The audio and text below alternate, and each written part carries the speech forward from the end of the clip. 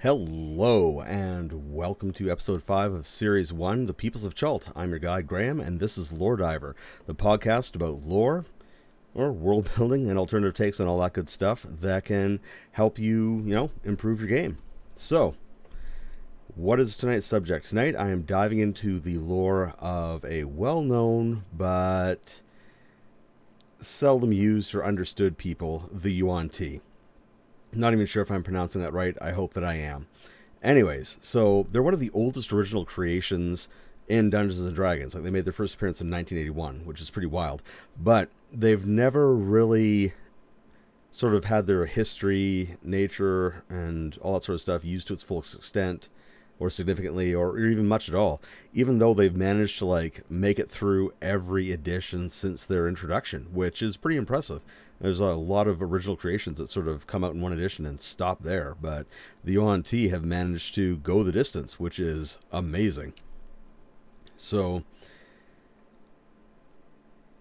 with Chult and the Chultan Peninsula, and a few other places like Okoth and so on Faerun, they're actually really serious business, and sort of not knowing about them not only lessens the threat they offer, but makes people less likely to use them. So let's dive into the lore about the Yuan-ti. So first up, the history in the editions.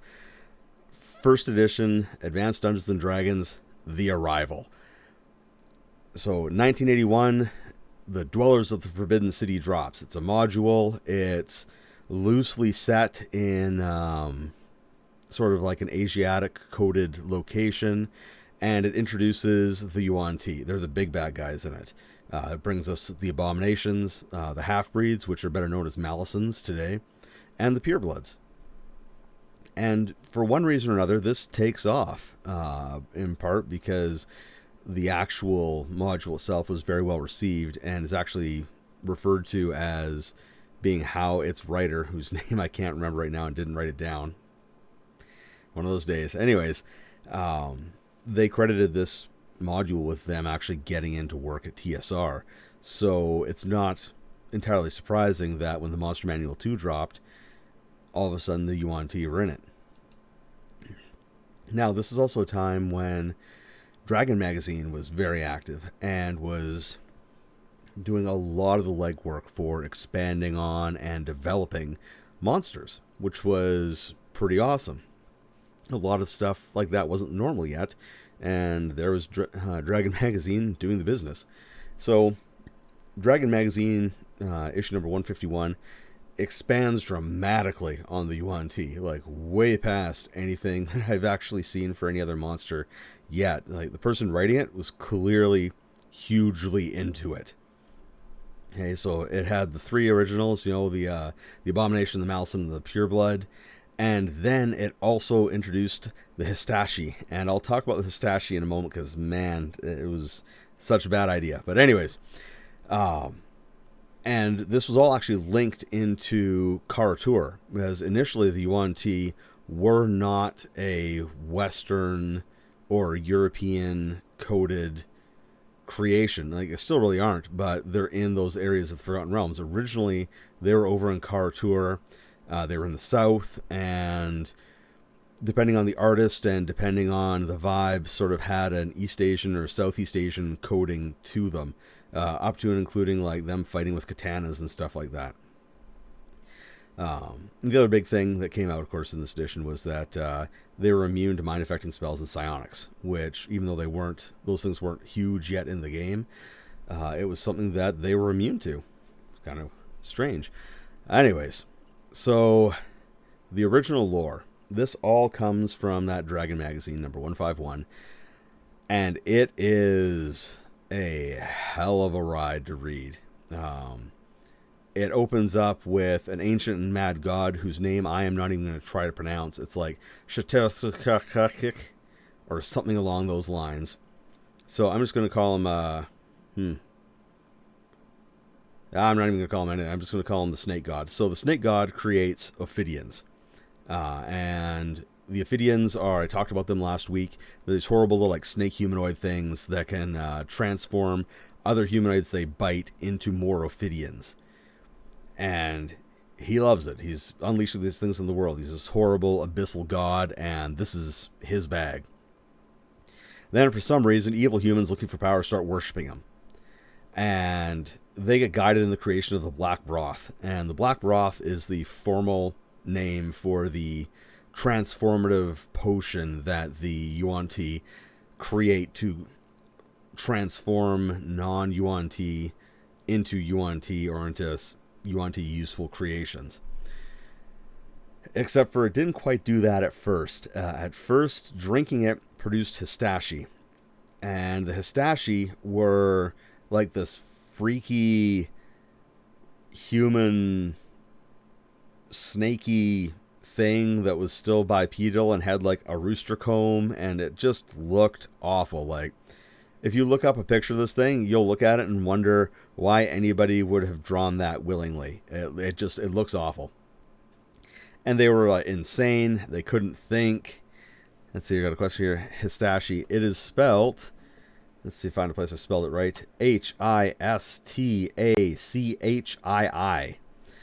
And yeah, it doesn't make any sense from the perspective of being a cultist to want to become one of these things, because you go insane. Any and all goals that you had in life, worshipping the snake god to get power, go out the window because you are now a mindless drone whose only purpose is to produce Yuan-ti offspring. Like, that was it. Basically, like, they get a bunch of people to drink these things, get those people to bang, and then, or not even get them to, like, order them to, and they won't refuse, which has filled with all sorts of other problems. And these things mating would produce purebloods. Now, after these purebloods are born, then, or hatched, or what have you, if they breeded with a histashi for some reason, that would result in a malison. If they bred together, it resulted in an abomination. And for some reason, they wanted more purebloods, but less abominations, even though the abominations were the ones in all the positions of power and were like doing all the things. It's a very confused mess right away. And so it goes on for quite a while about, how these things reproduce. And then it actually gives the recipe for black broth. And then like details on the ritual itself. And anybody who's been involved in D&D for a while has heard of the Satanic Panic. And when you read this, you're like, okay, I know the Satanic Panic was, stupid and had no real purpose, but wow, like, this kind of set them up for it, because it's like a full recipe and then like the horrible ritual that follows, and yeah, just, ugh. Anyways, so these Yuan-ti established an empire in the south of Karatur, and apparently like all over the place, although it's really vague about how far they went and developed. Then, for some reason, their god tried to do too much stuff in the abyss and got smacked down back to being a major demon, which resulted in an immediate loss of all clerical abilities for all of his clerics, which meant that they couldn't make any more black broth because it was a clerical function.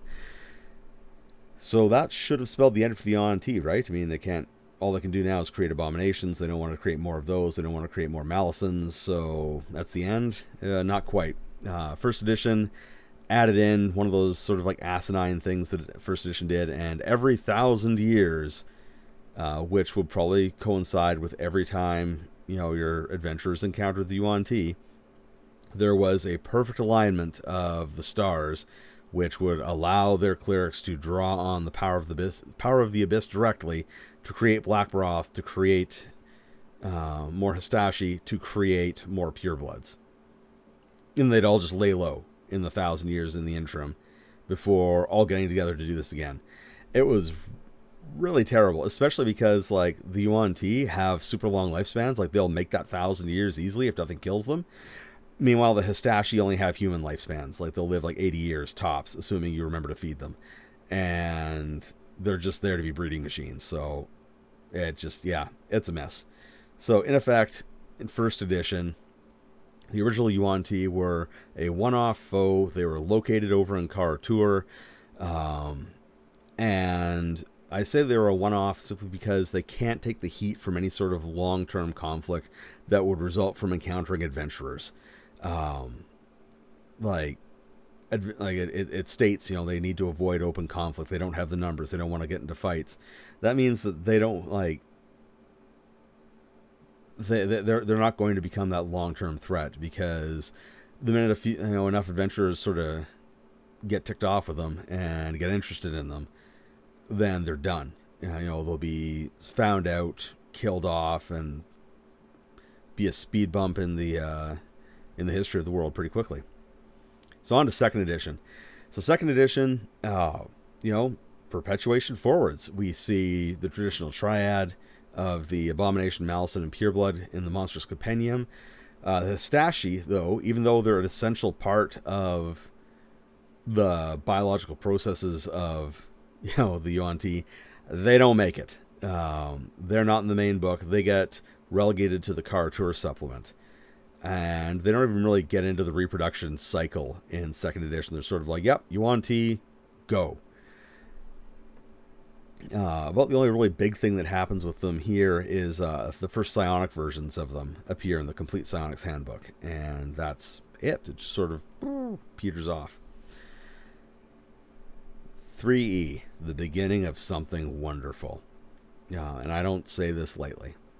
Okay, so third edition, the Yuan-ti get a boost, seeing all their previous lore and connections to Karatur eliminated. So like that super awkward, ethnic coding is gone, and well, at least that stuff's gone. They code is something else afterwards, but it's a separate problem. Anyways, the classic triad appears in the monster manual. The Histashi are relegated to distant memory. Like, nobody used them, nobody liked them, they looked awful, they were gone. Brood Guards, Tainted Ones, and Anathemas are introduced. And several publications introduce the classical triad and the expansions as playable races for the first time, using third edition's level adjustment system. So, all of a sudden, like, the Yuan-ti are, not only are they being presented more in the game, they're being presented as potential player races, which is really cool. And they are even featured in Ghostwalk.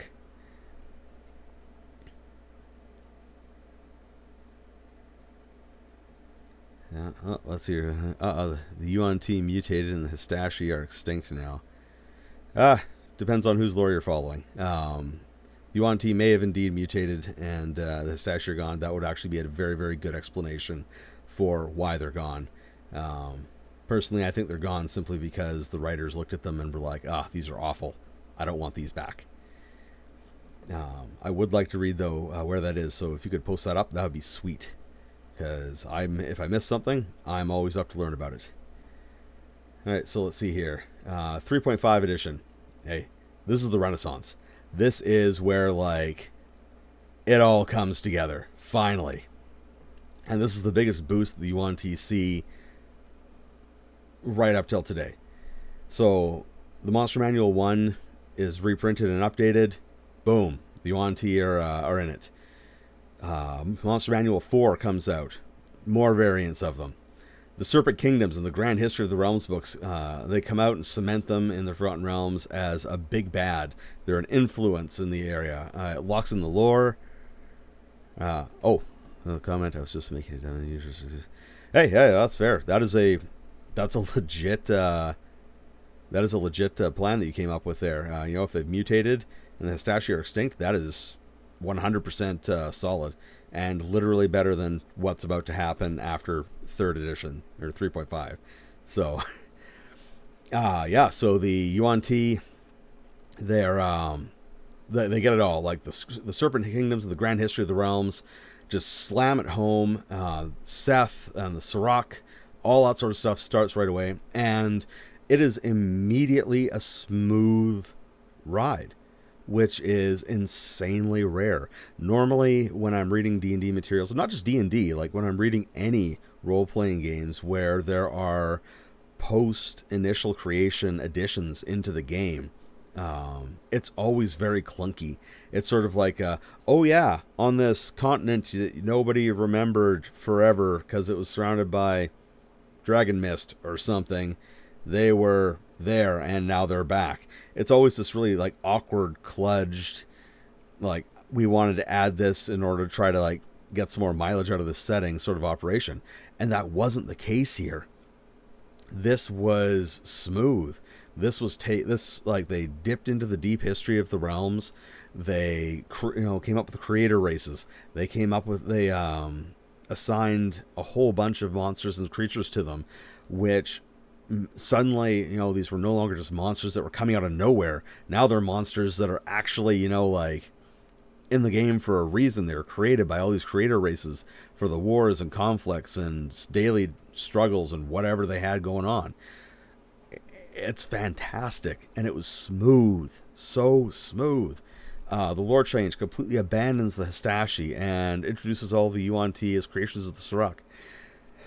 It redefines how they reproduce in such a way that they are now actually viable. They're no longer sort of like hoping nobody will notice them. They have a chance to build up numbers. They have broods of eggs. They can reproduce with humans, or at least the purebloods can.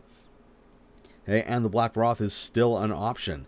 So, like, they've got everything going on. And, like I said last week, if you haven't read the Serpent Kingdoms yet, and you're planning on running a Tomb of Annihilation, or you want to run something down in Chult, get your hands on that book and read it, because it is amazing. Like, it will make your game so much better in that area as far as like lore and connecting it up to the rest of the world, and literally giving your like your players nightmares about all the stuff they're going to have to deal with. So yeah, like that's the 3.5. It's amazing. 4th edition, doing what 4th edition does. So we got Half-Bloods are definitively renamed as Malisons. Step in the right direction. Personally, I hate it when stuff is referred to as like half this or half blood or whatever. I like things that have names. It makes them unique. It gives them more character. And Malison is a pretty cool sounding name. This is, we get into sort of a rough patch because lore is for suckers, sort of. While the Suruk connection is maintained, and the Suruk, as I talked about last week, seemed to have been being developed into a more dangerous and more capable threat to the realms.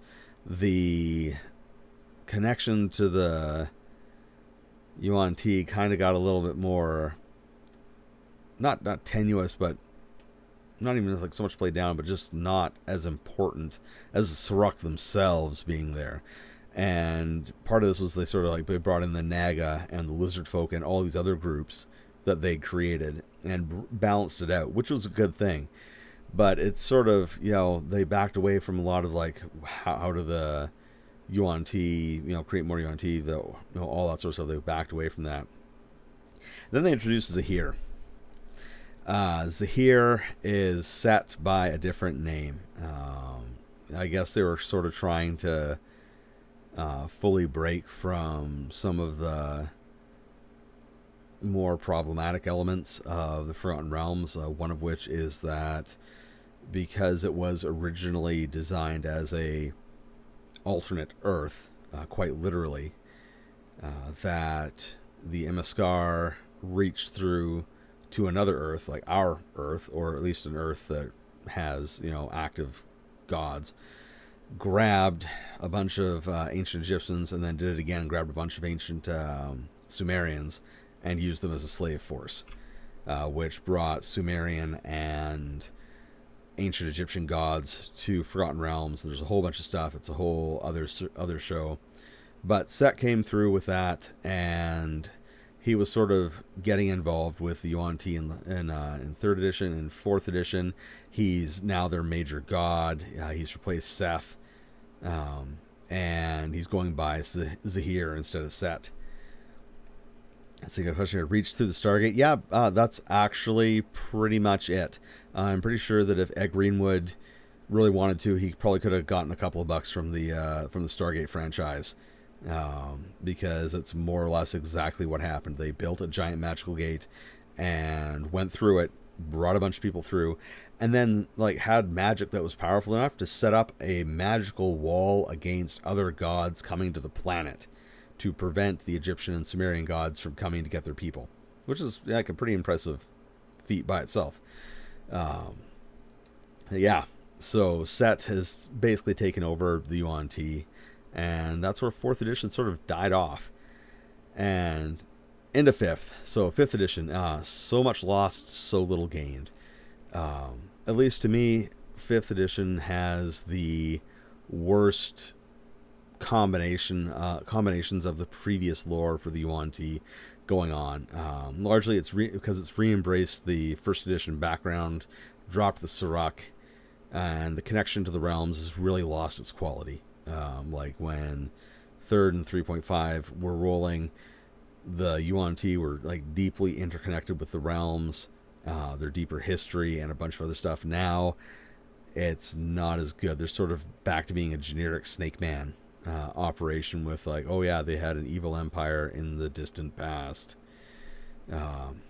Yeah, there's all the types of Yuan-ti made it through, which is good. I think there's a few of the 4th edition versions that like didn't quite make it, which is okay because 4th edition's extra Yuan-ti were there not so much because they needed more Yuan-ti, but because the mechanics of 4th edition needed more Yuan-ti to fill specific roles.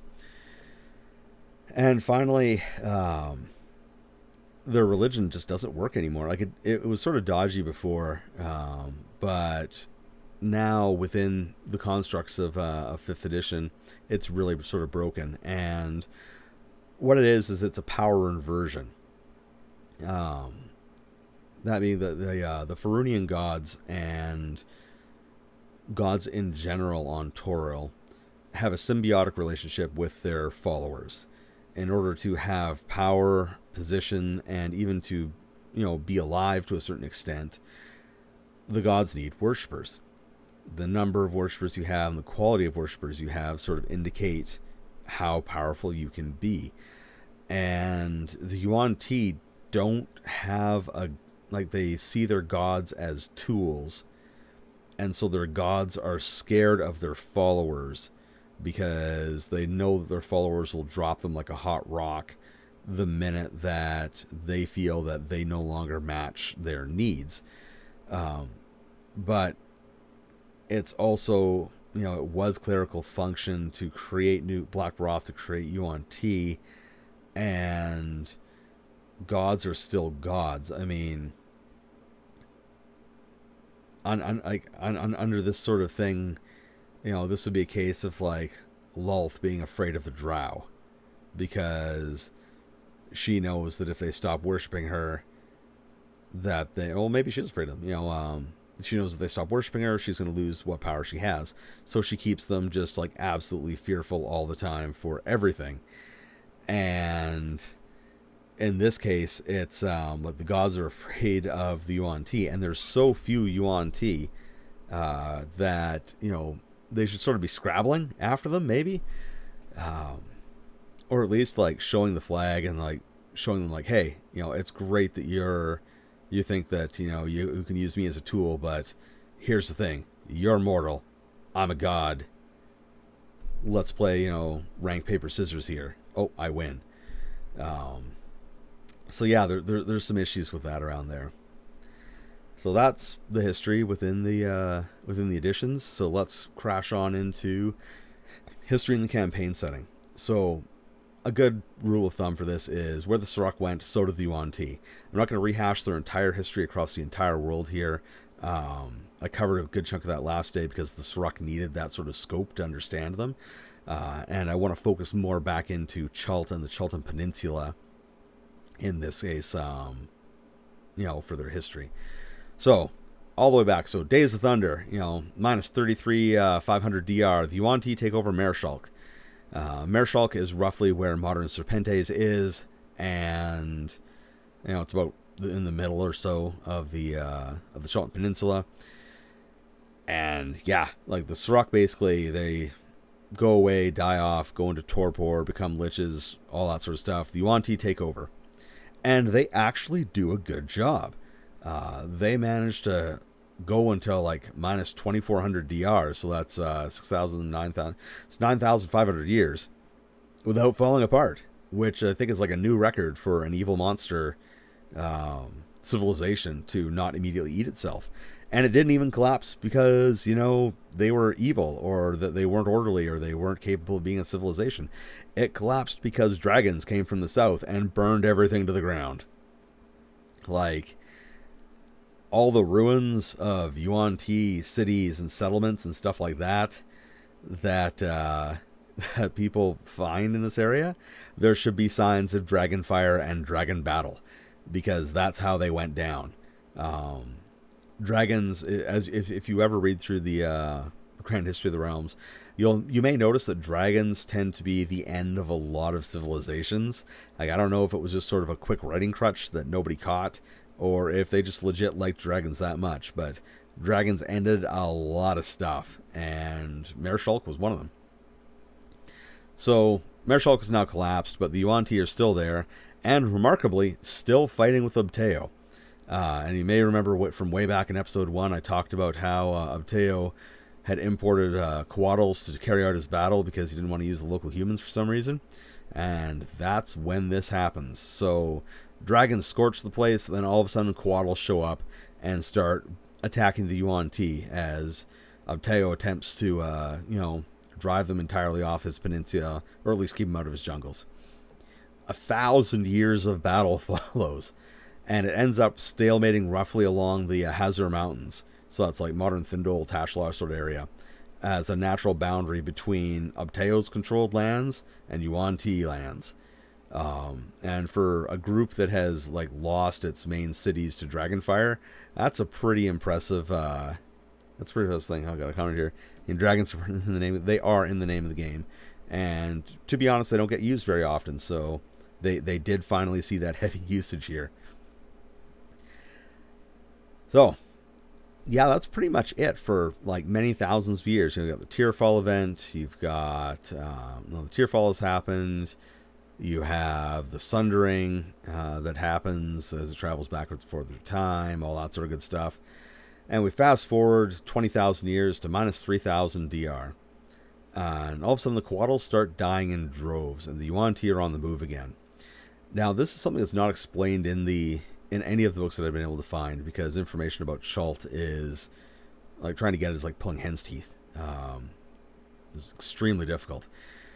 But my supposition from this is that the Yuan-ti finally developed something that would allow them to kill off the Quaddles en masse. And it's not surprising, because within Forgotten Realms lore, Quaddles were actually related to them after a fashion. Quaddles in this setting, were actually Suruk of good alignment, who saw what was happening to the rest of the Suruk, and saw what was happening as they were turning to the evil versions of evil fragments of the World Serpent to worship, and said, "We're not into this. We want out." And they were transformed into Quaddles, and so there is something of a relationship there between them, which the Yuan-ti may have been able to exploit, resulting in Ubteo firing Quaddles back across the sea where he found them, towards Mazdaca and Katashaka, to find someone to come and fight his fight for him. And they did. Shortly thereafter, humans arrive from Katashaka, including the Thinguth, and the Thinguth become deep and bitter enemies with the Yuan-ti. They do not get along. They are not friends. No quarter asked, none given sort of operation. Meanwhile, so time passes. You've got the ongoing low level to medium level conflict between the Thinguth and the Yuan-ti. And 1732 DR rolls up, and the Lapal tribes do a runner. They break free of their enslavement and just bombshell out of there, eventually establishing lands in modern Halrua and along the Shining Sea. They were actually the dominant population of Halrua when Netherese refugees arrived, and they absorbed that population and their magical knowledge, which is pretty cool. But it has nothing to do with Yuan-ti. So the Yuan-ti, now without slaves, import a whole bunch of lizard folk to the region as mercenaries and slaves. Lizard folk are remarkably more difficult to control than humans, and have absolutely no love for their fellow created race, the Yuan-ti.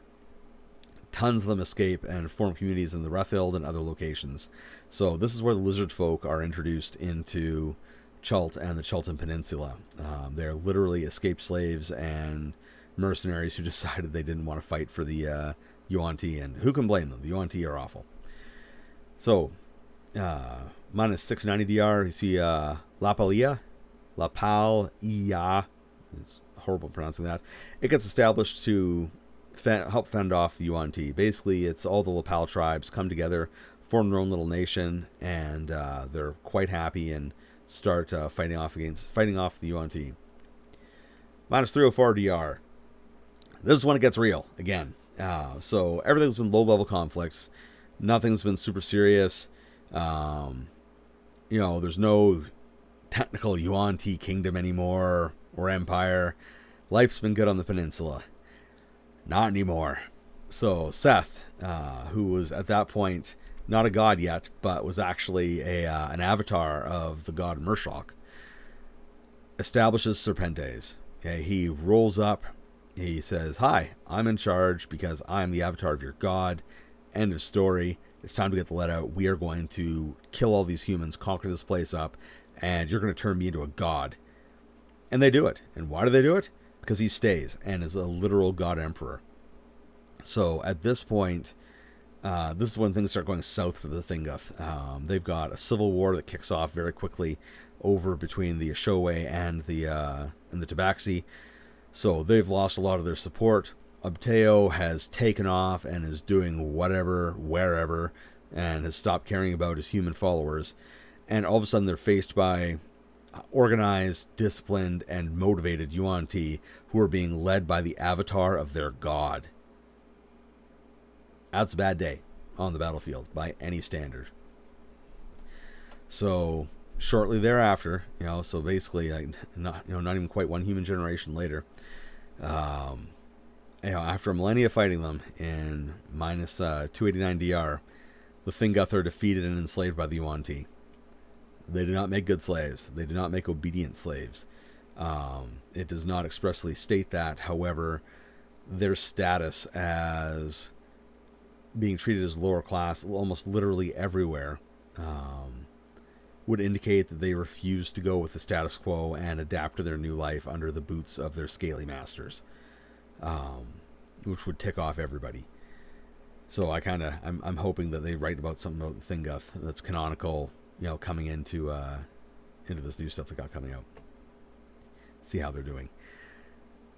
Minus 189 DR, Serpentes conquers the Tashalar and now effectively controls the entire peninsula and is able to put pressure back onto Chult.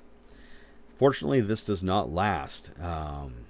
As they're starting to put pressure on, starting to be able to do their thing, Seth disappears. He goes to the Peaks of Flame in Chult, which is odd because, he technically shouldn't be going there. Teo's supposed to get all ticked about that, but apparently he doesn't. Goes in there, and this is where Dendar the Night Serpent is supposed to be or exist. And nobody really knows what happens, but he's gone, and Serpentes, begins to fragment. They've lost their strong leader that they've known for the last few hundred years. Tashalan breaks free within 10 years of that, and things just start to fall apart. The Shun Empire sweeps down, conquers everything that's not Serpentes and not that jungly area. They stay out of there. And now they're in charge. So now it's Kalashite rule. Until 450 DR, where Yuan-ti agents, and this is where, this shows the subtle side of the Yuan-ti. Yuan-ti agents aid the Thindalese in gaining independence from the Shun Empire for their own reasons. They aren't good reasons. And this marks the beginning of a new trend in Yuan-ti operations in the area. They begin a lot of infiltration, which is how they succeeded there. They are now no longer interested in trying to fight humans and conquer them traditionally.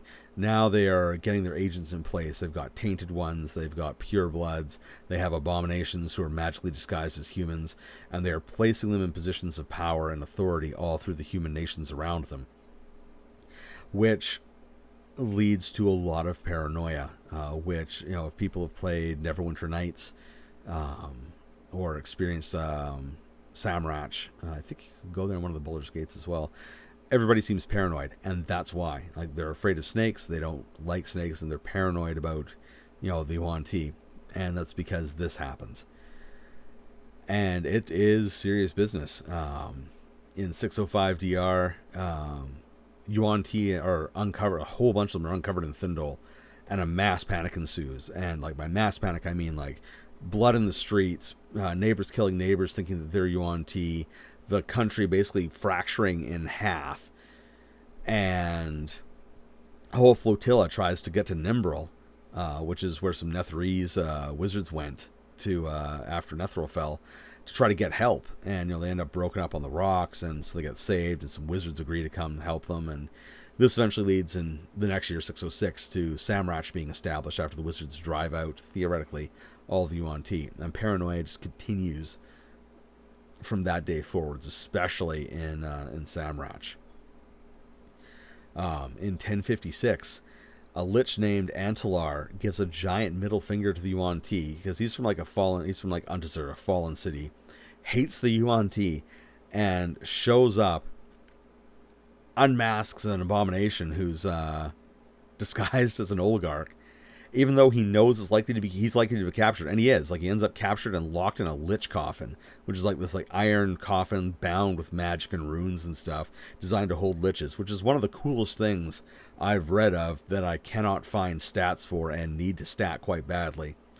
And he ends up being like sent for like magical research elsewhere in this lich coffin, but he did it just to unmask a Yuan-ti. The best comment so far tonight. Lich coffin sounds like the most metal thing ever. Yes, it is. It is metal. It is. Damn. And this continues. The Rage of Wizards happens in 1142 in the Tashlar, and it's actually initiated by the Yuan-ti, who are trying to get back in charge of things. So this has become the cycle, sort of, and this is the last time in this area until 1492, 91-ish, whatever the year Tomb of Annihilation happens in. There's any real information about what's going on with the Yuan-ti in the area. Now, with the 1491 stuff, or 1492, whatever the year is, Tomb of Annihilation, we know that the Yuan-ti have infiltrated back into Chult. We know that the Black Broth is being made, and we know that Seth is back in charge, courtesy of Vola's Guide. But that's about it. We don't know anything about Serpentes. We don't know much about anything. We're sort of left with what we know from 4th edition with the Serac, that the Yuan-ti were feeling pressure to serve their old masters because the old masters were coming back. And yeah, like that's how it is. So the current state in the campaign setting. So I'm just going to take a tactical pause here for a moment and touch on the homogenization or universalization of lore. Because it's something that I need to talk about in order for what I talk about next in 5th edition to make more sense. Now, this is a trend that started in 2nd edition, and it was spurred on specifically, in my opinion, by the Spelljammer and Planescape settings. Because prior to that, all the Dungeons and Dragons settings were separate. They existed in different worlds. It was established that there could occasionally be magical links between worlds, but these were tenuous, dangerous, and involved a lot of power to do. And so, like, these worlds didn't even necessarily even fully adhere to, the D&D complete D&D cosmology. But Spelljammer and Planescape linked all of them together. They could travel from Toril to Kryn, and theoretically, if you could find it, you could find the cracked sphere that was supposed to hold Athos, the world of Dark Sun. And this kickstarted a drive within TSR to try to bring all the lore in line. Because prior to that, different worlds had different lore. They had different relationships between all the different things. For example, the elves of Kryn had no idea who Corellon Lotharian they had nothing to do with the Elven pantheon. They were the children of what was his name, like Plathis? No, can't remember the name. Anyways, it was the Platinum Dragon. And so yeah, like it's pretty crazy. That's how things were. But then they're like, okay, well, now we've connected all these worlds. We need to start making all these worlds be connected. So they started homogenizing all these different and universalizing all these different lore trains. And this continued in third edition. It was fairly subtle and quiet in third. It was things like moving the Crown Wars from just being a like a generic sort of thing to being that happened on Toril, on Faerun, to being like a cosmic battle. And it was sort of like upgrading and bringing all the elves were now the children of Corellon Lotharian, and all the dwarves were the children of Moradin, and blah, blah, blah, blah, blah, so on and so forth. Fourth edition went ham on it. Like, they just went nuts. Fourth edition shoehorned the core of fourth edition, so like the PHBs and everything else, into every single setting, regardless of whether or not these people or creatures had existed there prior, or even what effects it would have on the setting. Like for me, it hurt most in Dark Sun, because what made Dark Sun was its deep and profound isolation. It was not connected to anything. There were no demons. There was no hell. There was barely an astral plane. Like it was connected up well to the inner planes, so like the elemental planes, and not to much else. And all of a sudden you had Eladrin, which are connected to the Feywild, and now it's open to everything. And it lost that specialness to me in a lot of ways. And 5th edition has continued in 4E's footsteps, albeit in a gentler manner. Instead of like warping or altering things, they're simply producing books with generic material in them. And for the Yuan-ti, as they appear in Volo's Guide to Monsters, it is a very generic entry. It has almost no connection whatsoever to the Forgotten Realms, to the Serac, to the Deep Lore, anything. It's almost not a cut and paste. It's a modified version of a lot of stuff from the original first edition of their appearance. And what this is great for making plug and play worlds. So like if you're a DM on a DM and you want to create your own world, then these sorts of generic write-ups are super handy, especially if you're not going to be getting really big into like the lore or whatnot of your world. You want prepackaged lore that you can sort of fit in and modify lightly to make it into something that fits what you need. It's fantastic for that. Like, it is good lore. It's not bad. And I want to emphasize that. Like, it's not bad, but it's not great or good for creating unique worlds, which is what had happened in 3rd and 3.5 with the Yuan-ti and the Serac and all that sort of stuff in the Forgotten Realms. They radically departed from the old lore and created something that was legitimately better, at least in my opinion. And now we see this reversion because it is presented in a far more general set of terms. Like you could very easily port the Yuan-ti as presented in Volo's Guide to Monsters to almost any game setting because it's so generic. And that leads into how things are in 5th edition, and it's not great. They were featured heavily in Volo's Guide to Monsters, but they're no longer really part of the Forgotten Realms. They don't feel like they're a natural component of the world anymore. They now have that awkward bolt-on feel that had been so nicely avoided in 3 and 3.5. They have no real links. They're large, and what's worse, adding insult to injury, is they're largely left out of the one adventure they could have really killed it in, the Tomb of Annihilation. And I mean, like, the Tomb of Annihilation missed out a lot of like classic stuff that would have been great in it, to add atmosphere, danger, risk, all sort of things, like the huge amounts of of undead in place, the ruins of Mesro and all the crazy undead, unique forms of undead that aren't encountered because they have those blue glowing sigils and runes on their foreheads and stuff like that.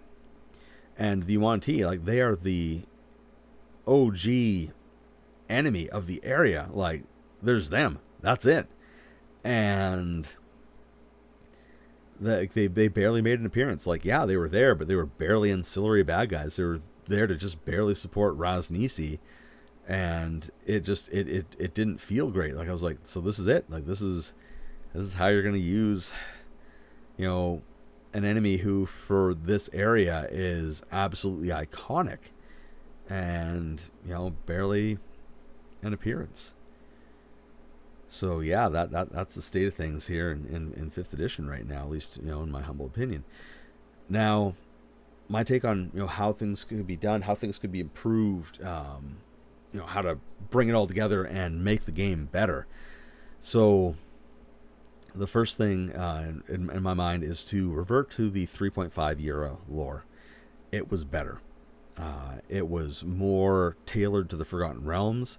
It's highly applicable to a large number of places. There's Chult, there's the Chultan Peninsula. Then outside of that, you have Rethild, you have Okoth, you have all those places I talked about last week with the Surrak. Many of them have Yuan-ti, and could use more. So revert back to that lore. And adopt the positions that were left off in 4th edition. Because, as much as I rag on 4th edition, it did have some good content, it did have some good ideas. And the Surrak and the Yuan-ti were one of those good ideas. The Surrak are a great, fantastic, overarching villain for any number of plots or schemes. And the Yuan-ti are their intelligent minions. Like, they're the ones that they created specifically so that they could have intelligent minions that they could leave alone to do their own thing. And they were, like, they're reestablishing, Serpentes is trying to break out again. Okoth is fully functional. It's a Yuan-ti nation that is rebuilding under the guidance of the Surrak. Meanwhile, up north on the Sword Coast, you've got the Serpent Wood, the Chellenber Marsh. All those places are all under direct control of various serpent races, including the Yuan-ti. And of course, you've got all the infiltration into all these places that are now trying to reestablish themselves on the Chultan Peninsula. So, it allows a lot more use than simply having them as, yeah, they were humans that decided to worship evil gods, and now they're Yuan-ti, and they lost their empire but want it again. Like, that is not inspiring to me at all in a specific setting, especially given the standard that came prior. Next thing up, they're use them as a subtle threat, use them as an area threat. The Yuan-ti, yeah, they can do those stand-up fights. They can do them really well. They are a terrifying opponent. They've got poison and spells and mental abilities, psionics, all that stuff. They have mage hunters as a specialized type of malison. It's awesome. So, like, they've got all sorts of options for you to play with. Hey, but they also play extremely well as a subtle threat. Like the infiltration, the cloak and dagger. It's that RP element, like the role-playing element, and cloak and dagger stuff, which is an area that D&D doesn't get into a whole lot, and the Yuan-ti are fantastic in that role. They're also a great area threat. They are threatening literally everything on the Chultan Peninsula and Chult. And it just sort of, it just makes them scarier and more effective in so many ways. To have them building up and infiltrating out right away. Okay? You can add more nuance to them. The Yuan-ti have nuance. Much more so than a lot of the other sort of scaled races as presented, or even as like some of the monster races. They have intelligence. They have all these things. And even if you go with the descriptions, the modern descriptions where it's that throwback sort of thing, they still have a lot of individual drives.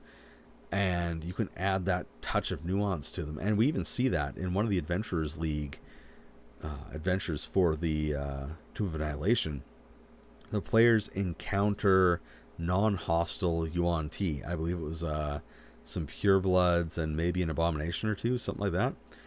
But they were establishing a village and just wanted to be left alone. They didn't attack the players. They weren't hostile. They were just trying to live and to, just be allowed to be themselves. And this is a huge little chunk of nuance that came out of nowhere, that isn't mentioned anywhere else, and adds suddenly a lot. Like all of a sudden, like, wait a minute, like, are they all as evil as advertised, or are there some who are, maybe not quite as evil and just want to, lead their lives and not have to worry about adventurers stabbing them in the night?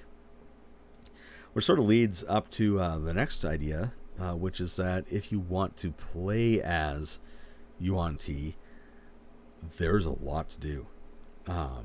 Like an all Yuan-ti party with abominations, malisons, purebloods, tainted ones, all that stuff, 100% viable. There are a lot of things that they are involved in that it would make sense for that sort of a party to go forth and do things in. And adding to that, it doesn't necessarily have to be an evil quest. It doesn't have to be an evil adventurer group. We talked about, I just talked about how, there are those ones who are just looking to live their lives. And this, having a party of them, what if they're actually questing for artifacts or devices or something in order to free them from the control of the Sirach? Like, that is an epic campaign right there. Like, you have a band of adventurers who are trying to free their people from the influence of a group that is, not only malign, but that on sight can alter their physiology to kill them. So like those are big stakes to be playing with. And like there's versatility in it. I mean, you have abominations, you have malisons, you have purebloods, you have tainted ones. You could even have like humans who are sympathizers, all that sort of stuff, trying to help them find what they need to find. It could even be a case, like if you wanted to go the god route, that they've discovered that the world serpent isn't actually as gone as everyone thought, and that there are still good snake gods and components of it, or maybe even that it is waking up and just needs, a boost to get started. Like, these are the sorts of things you can do with it that are like well outside the scope of how they're presented. And it's a whole different approach to the game. And as I got a comment here, yeah, it's a different aspect of it. Absolutely, it's a different aspect of everything. So, like, that's another option that I feel is good. Is one that is not only possible but possibly even preferable. And finally, is integration with humans. You know what? Yuan-ti and humans have cohabitated the same place functionally forever, and if there are some who are just trying to live it on their own, that means that likely there are quite a few who are perfectly happy to live with humans and not eat them and not try to turn them into Yuan-ti or Ophidians or anything else. They just, yeah, this is my neighbor, Bill. He's human. I don't particularly like how he smells because humans smell weird to the Yuan-ti, apparently. But, we live together, beside each other. There's no reason not to do it. They talk about it a lot in the older editions, how there's Yuan-ti living with different human groups all over the place. And so why not simply take that next logical step and have them, be an integrated part of the community? There's all sorts of things you can add into it. It can tie back into that whole quest thing that I was talking about earlier. It could tie into, how they're trying to become a normal part of the realms. Maybe some of them have thought out, what, guys, we can't conquer this place again.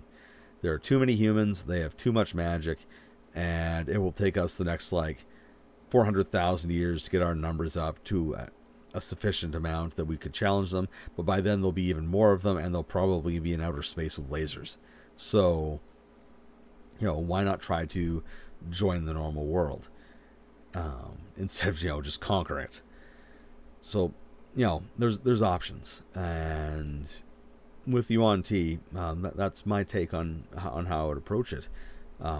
More nuance. If you're using them as antagonists, keep that stand-up aspect, but definitely, remember that they can be very subtle, and that they can pose threats to areas as well.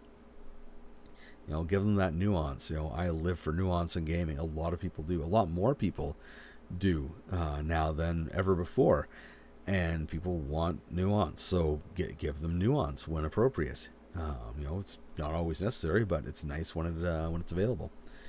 And use for quests. Maybe do that whole Yuan-ti party thing. All right. So next episode, we're continuing with this multi-episode examination of the scaled races with everyone's favorite scaled friends, the lizard folk. I love lizard folk. They're my favorite. I've always liked them. After watching the second season of Overlord, great anime series, I liked lizard folk even more after that. And so, next week we are talking about lizard folk. So thank you very much for listening. This has been Lord Diver, the POCGamer podcast. If you liked what you heard and would like to see more, or like to read more, head over to my blog, POCGamer.com, and check me out on Twitter, Instagram, and Facebook. You can find me if you search for POCGamer. If you'd like to support this podcast, there's links to my coffee on my blog and on my social media. And of course, music was provided by purple-planet.com. Thanks again for listening, and have a great day.